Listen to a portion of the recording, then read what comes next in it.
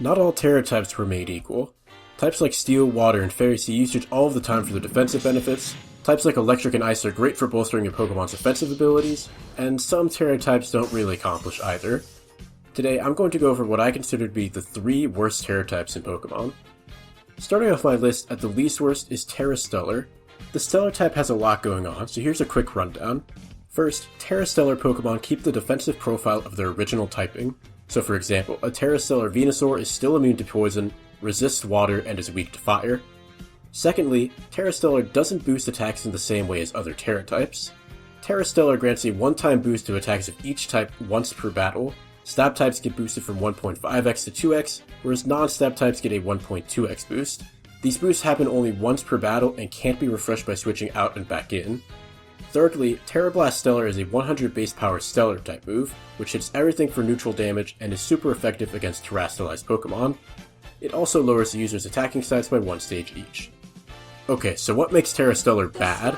Firstly, Tera Stellar has no defensive benefit, so it's totally useless for any defensive Pokemon.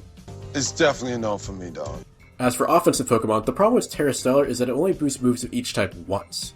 Why use Tera Stellar to boost your stab moves one time per type when you get that boost permanently by terastallizing into one of your stab types? It's theoretically good for Pokemon that use a lot of different coverage options, but in practice it's just not worthwhile. Tera Blast Stellar is also pretty bad. Neutral type coverage is great, but it's pretty weak and the stat drops make it too costly to be useful. There are only a few Pokemon that enjoy running Tera Stellar. Firstly, the contrary Pokemon, primarily Serperior and Enamorus. This is because they can use Tera Blast Stellar to boost their stats, which gives them the potential to snowball out of control. Enamorus is especially powerful as a Tera Blast Stellar sweeper since its special attack is already so high. The main reason that Tera Stellar isn't lower on the list is Terapagos. Terapagos can only terastallize into the Stellar type, and in doing so it unlocks its strongest form. Tera Stellar Terapagos has massive stats, but the real selling point is Tera Starstorm. Tera Starstorm becomes a spread Stellar type move, which dishes out massive damage. Basically, Tera Stellar makes Terapagos very difficult to KO and makes it a big offensive threat. This has led to Terapagos achieving a lot of great results in VGC, and is really the only reason Tera Stellar isn't a total flop. For the penultimate slot, I've chosen Tera Psychic. There's a reason Psychic is a pretty rare Tera type to see, especially on non-Psychic types. Psychic is rather bad defensively and mediocre on the offensive end. Defensively, Psychic has a mere 2 resistances. Fighting is a great type to resist, but Psychic is not as consistently valuable of a resistance. Psychic has 3 weaknesses, none of which are ones you want. The Bug weakness isn't a huge deal, but Ghost and Dark are pretty bad weaknesses to have since both are common attacking types. Offensively, Psychic isn't much to write home about. It only hits Fighting and Poison for super effective damage, whilst doing no damage to Dark types and being resisted by Steel. Dark and Steel types have historically been very strong, so being ineffectual against both means being at a disadvantage versus a litany of common threats. Tera Psychic isn't all doom and gloom at least. The most common users of Tera Psychic are powerful Psychic types that want to do as much damage as possible with Expanding Force, which is the crux of a strategy called Psy Spam. The most notorious Expanding Force user this generation is Armarouge, thanks to its high special attack and ability to hit Psychic resist with its Armor Cannon. Hatterene is another common user of Expanding Force. Outside of Psychic types, there are very few Pokemon that want to become a Psychic type. The most common non-Psychic type user of Tera Psychic is Poltegeist. This is because of the combo of Shell Smash and Store Power, which have incredible synergy. Shell Smash makes Store Power a +2 140 base power move in just 1 turn.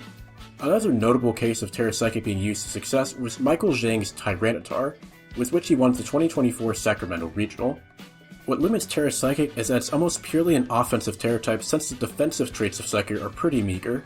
Tera Psychic users are pretty much always using it to output a lot of damage very quickly, which limits it to mostly hyper-offense style teams. There are of course exceptions like Michael Zhang's Tyranitar, but examples of this are few and far between.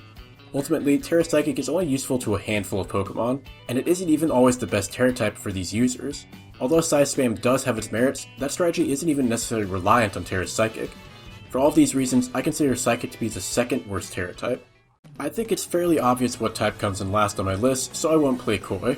I think Bug is the worst Tera type in the game. More often than not, Bug typing is considered a curse rather than an asset, so of course almost nothing wants to become a Bug type.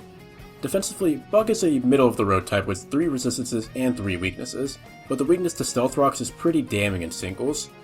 Bug also notably has no unique properties, unlike a lot of other types such as Grass being immune to powder moves or Dark being immune to Prankster. The real tragedy of Bug is its offensive profile, which is downright putrid. It hits 3 types super effectively and is resisted by 7 different types. I have never once seen Tera Blast Bug, and this is why.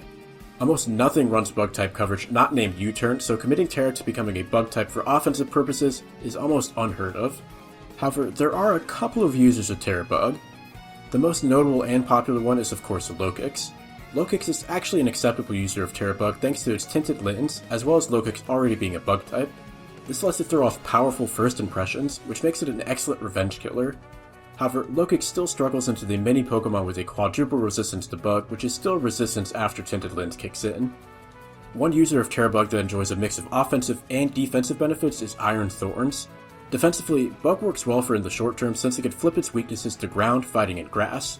Offensively, Iron Thorns enjoys the boost to Pin Missile, which it often runs with loaded dice alongside Rock Blast.